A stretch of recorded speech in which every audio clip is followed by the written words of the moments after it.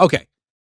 So I was golfing this morning with my friend Kevin. We met up with these two. We got paired up with these two guys. Went to San Leandro High School, and they were talking about the Raiders and Niners. And I wasn't trying to join the conversation. I was trying to focus on golf. But my friend Kevin was like, friend Grant over here covers the Niners for SI, and they were like, "Oh, really? What do you think of Kyle? Does it piss you off when people try to run Kyle out of town?" I was like, "Uh, actually, I'm kind of the guy that leads the charge on that." They're like, "What? What are you talking about?" He's gotten them to the Super Bowl. I'm like, "Yeah, but he didn't win it." And he's like, they had to face Mahomes." So can we talk about that they had to face Mahomes thing? I keep hearing that the Seahawks have a Mickey Mouse ring because they didn't have to face Mahomes. And how could you expect the Niners to beat Mahomes? Because really, they have never beaten Mahomes. They faced him in 2018, lost. Faced him in 2019, lost. Faced him in 20. They feel like 0-6 against Mahomes, something like that. How could you expect the Niners to beat such a team? Great. Oh my God. Can I just point out?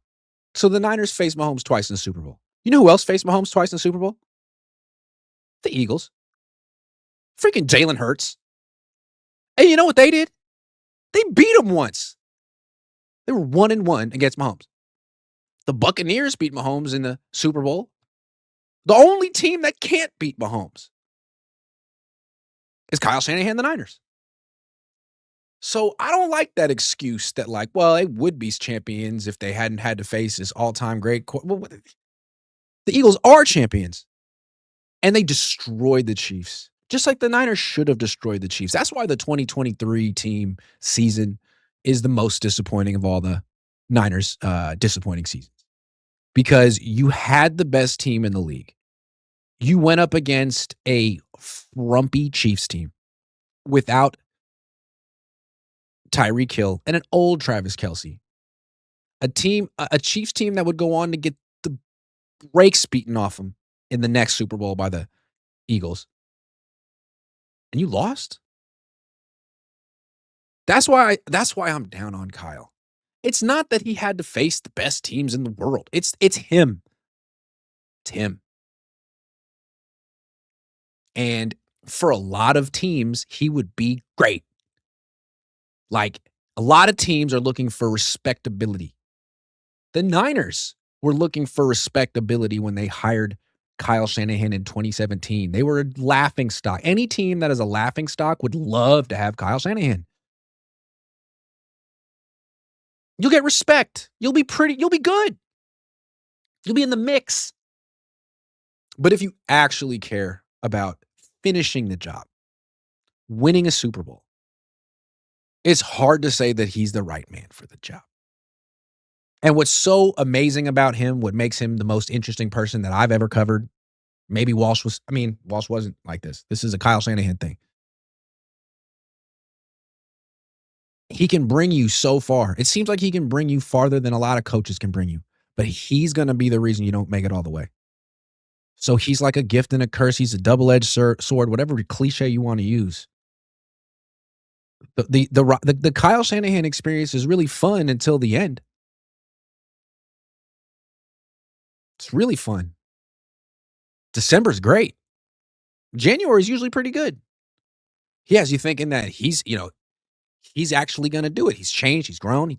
And then he gets you every time. The last game of the year for Kyle Shanahan is usually like way worse than a gut punch.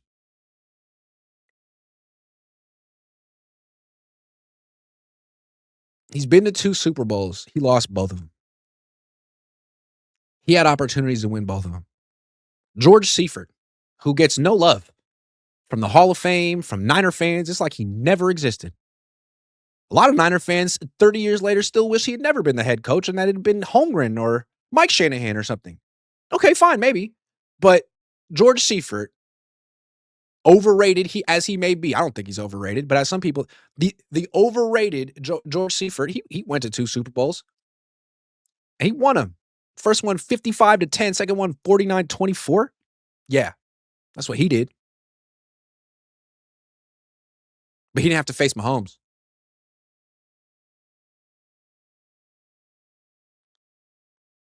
No, he had to face Dallas, and he beat him eventually. Kyle has never beaten Kansas City, and he's not going to beat Seattle again. That's over with. And he knows it. That's why he's on TV, because he knows the end is coming. He has been figured out. I mean, does he have new ideas? Or do NFL defenses? Has he changed at all in the last 5 years, or have NFL defenses? He's in trouble.